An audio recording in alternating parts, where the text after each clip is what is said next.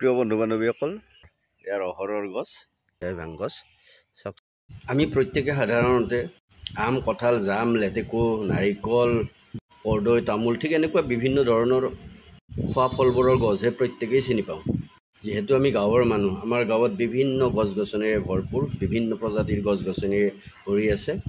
তাৰে মাজৰ সামান্য কিছুমানকহে চিনি পাওঁ। হয়তো আপোনালোকেও যোৱাকালি চিনাকি শিতানত যি গছপাত দিছিলোঁ, আহকচোন আমি ভালদৰে চিনাকি হওঁ। আচলতে ময়ো আপোনালোকৰ দৰেই, সেয়েহে ময়ো আপোনালোকৰ সৈতে চিনাকি হ'ব ইচ্ছা কৰিছোঁ। প্ৰিয় বন্ধু বান্ধৱীসকল, যোৱাকালিৰ ফটোকপিত আপোনালোকে প্ৰায়ভাগেই উত্তৰ দিছিলে পচতীয়া।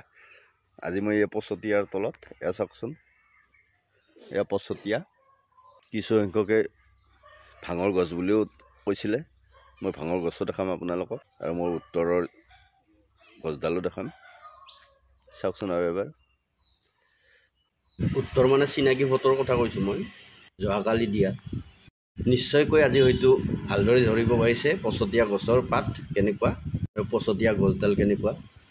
আহকচোন এবাৰ চাই লওঁ। এয়া পচতীয়া।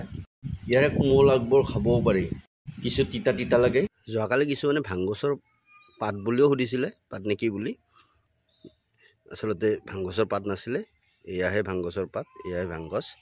চাওকচোন, এইডালো এডাল ভাং গছ বুলিয়ে জানো। ইয়াৰ কোমলীয়া পাতবোৰ ভাজি খালে হেনো বৰ সোৱাদ, আৰু কিন্তু নিচাটো বৰ ভাল। শুনিবহে পাইছোঁ দেই, খাই পোৱা নাই এতিয়ালৈকে। এইডালেই অৰিজিনেল ভাং মই জনাত। গাঁৱৰ শিৱ মন্দিৰত শিৱ পূজাৰ সময়ত হয়তো পেলনীয়া গুটিৰ পৰাই এই গছবোৰ গাজিছে। যোৱাকালি মই দিয়া চিনাকিৰ ফটোখন এইয়া ৰহৰ, এয়া ৰহৰৰ গছ। চাওকচোন ভালদৰে।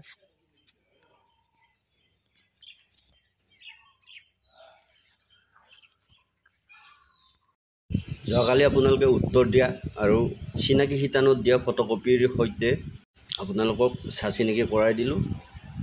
এনেকৈয়ে আগলৈও দেখিবলৈ পোৱা গাঁৱত বিভিন্ন গছ গছনিৰে চিনাকি আপোনালোকক কৰাই দিব চেষ্টা কৰিম। লগতে ময়ো চিনাকি হ'ব পাৰিম। যাহওক বন্ধু বান্ধৱীসকল, আপোনালোকে চিনাকি হৈ কেনে পালে জনাব আৰু মোক উৎসাহিত কৰিব। আজিলৈ ভিডিঅ'টি ইমানতে সামৰণি মাৰিব লৈছোঁ। অহাকাইলৈ আন এক নতুন চিনাকিৰ শিতানত নতুন চিনাকিৰে চিনাকি হোৱাৰ আশাৰে। ধন্যবাদ।